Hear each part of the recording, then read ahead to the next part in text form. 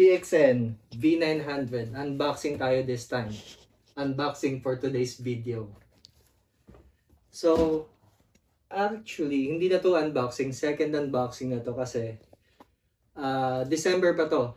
Regalo namin to sa anak ko kasi medyo napansin namin nahilig siya sa mga driving games, sa time zone, sa arcade.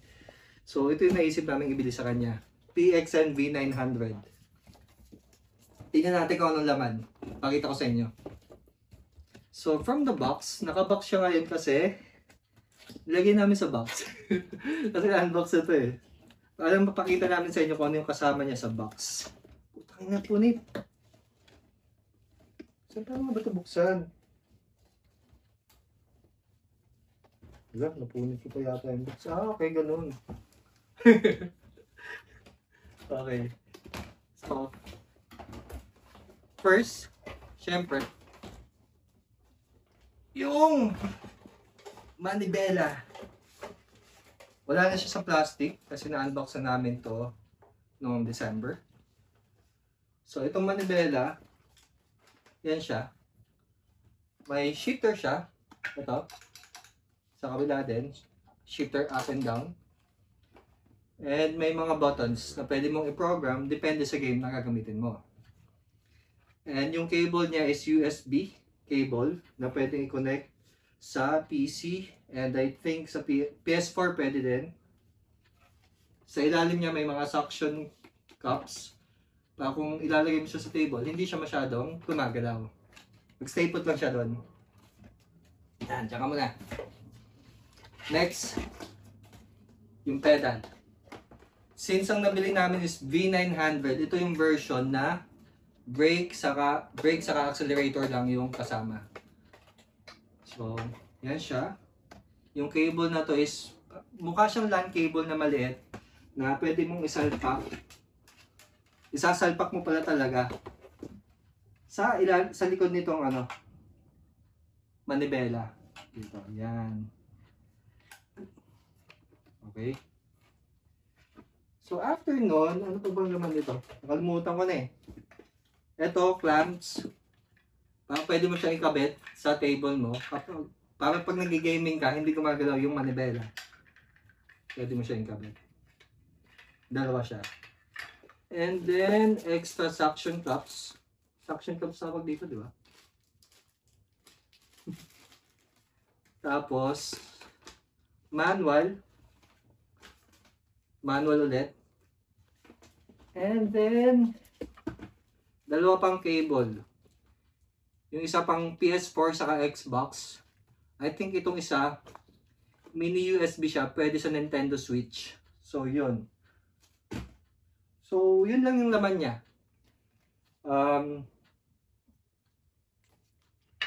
And, itong manibela na to, kung mapapansin nyo, kusa siyang bumabalik sa gitna. Tapos, may mode siya. Ewan ko kung kita. Na to. 900 saka 270. 900 degrees and 270 degrees. So, kapag naka 900 siya, yung mas madaming ikot, you know, kapag ito 270 natin to, konting ikot lang, sagad na siya. So, depende sa game kung paanong setting yung gagamitin mo. Susubukan natin i-setup. So, gamitan natin ang clamp to make sure na hindi siya gumagalaw kapag ginamit natin siya. Mamaya, papakita ko sa inyo kung paano siya sa in-game. Okay.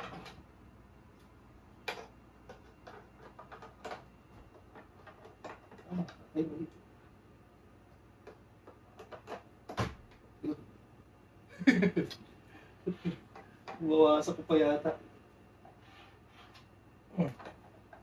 So, medyo ilalak nyo lang yung ilalim nito.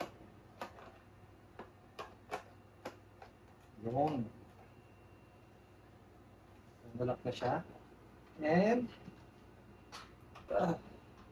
we just need to clamp it in place. Yan. Pipila ng konti. testing natin siya sa dalawang klaseng game. Isang mabilis na kotse na game, tapos isang mabagal na driving na realistic game. Tapos yung pedal.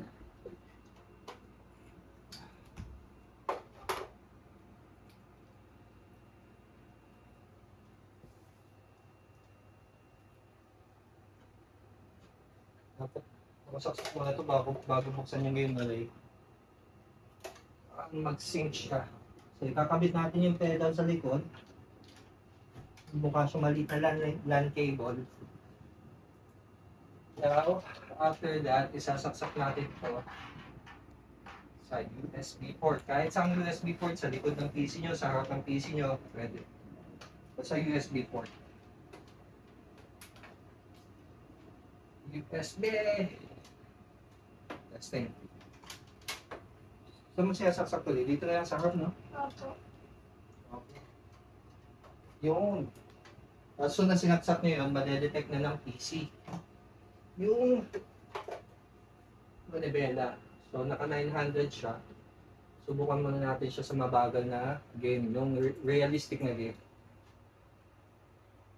Paano nga ba yun? Mode 1, 2, 3.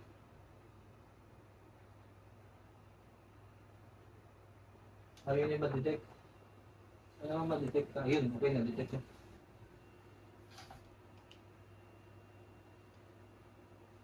One, two, three. Nung ginamit mo tuloy, gumagana. Kailan mo last time ginamit? Okay. Now, let's see kung gagana siya. Okay lang yung profile mo kasi nakaset up na yung control ko. Huwag may babangga. Okay. No problem. So, itong game na to, this is a simulator, so somehow realistic siya. Kaya naka 900 degrees yung setup na manibela natin. Maraming kabig bago makadiko. So, testing. Pwedeng drive lang tuloy, yung gagala lang ako. Huwag ko lang ibabangga. Paano pag nabangga ako? So, yung pedal niya, accelerator, then brake. Pag pinagsabay mo, screenshot. Di ba? Ayan na. So, ito na yung game. Paano nga yung gear? Gear. Yun. So, makabante na tayo.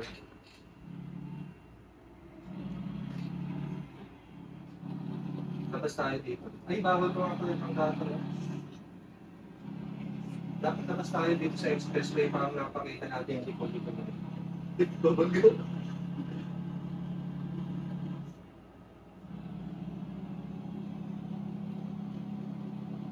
Wala pa bang damage na sa sakyan mo din? So, brake. Medyo pepes sila na maganda yung ano. Ikaw lang, ina-ice cream pedal eh. Pepes sila na maganda yung ano yung pedal para hindi awkward yung peso niya pag itagad. Realistic feels naman siya kasi lalo na yung game, okay din siya.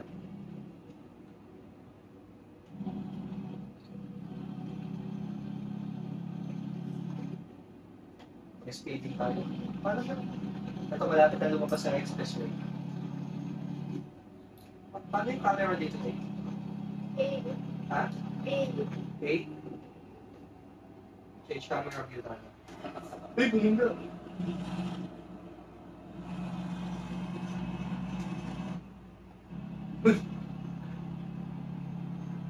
Gasoline station lang pala yun. Kala ko exit na. Bilis pala natin. Bilis na ito din. Pag walang ano, hinay na car, kagalaw. So yun siya. Ito sa simulator na game, ganito siya ang gamitin. So, stop na tayo. Next, pakita ko sa inyo kung paano siya sa Need for Speed. Need for Speed. I'm sure familiar kayo sa game na yun kung gamer kayo. Need for Speed. Ay, napagano mo ng Need for Speed dito? Yun lang. Testing natin kung magana yung Need for Speed.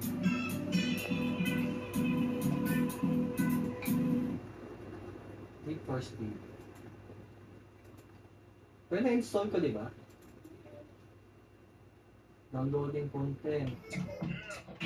Now this time, testingin natin siya sa isang racing game. Kanina simulator game siya. Ngayon racing game to. Need for Speed Heat. Tingnan natin. Pakita ko sa inyo. Whoa! So ngayon, na-set up ko na yung steering wheel natin sa 270 degrees. So, ganyan pala ang sagad na yung manibela niya.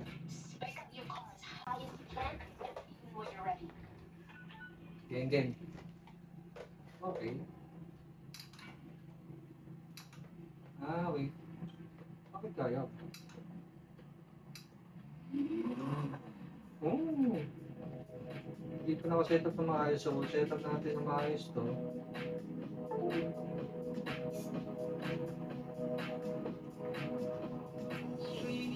Yun, goods. Make sure na piliin yung tamang mode. Maka-copyright kaya tayo sa music. Na-realize ko, kanina ba may music? Sana hindi copyrighted yung music na yun. Okay, simulan ulit natin kasi just in case na may copyright yung music kanina, i-cut out ko na lang yun sa video. Options, tanggalin ko muna yung... Tanggalin muna natin yung music. Paano yung settings nito? Settings.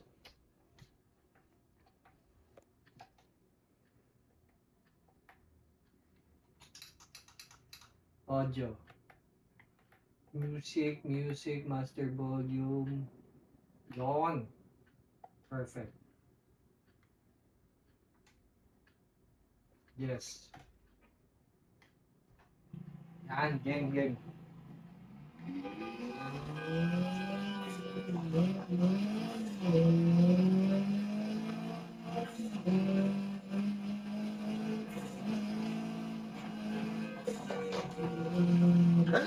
Bangga tayo.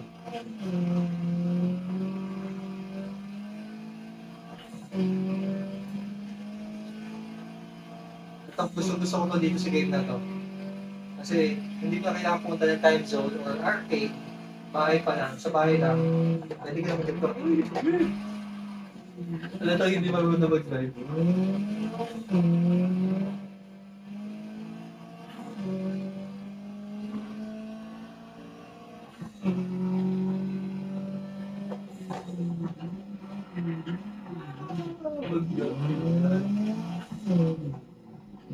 So, yun siya.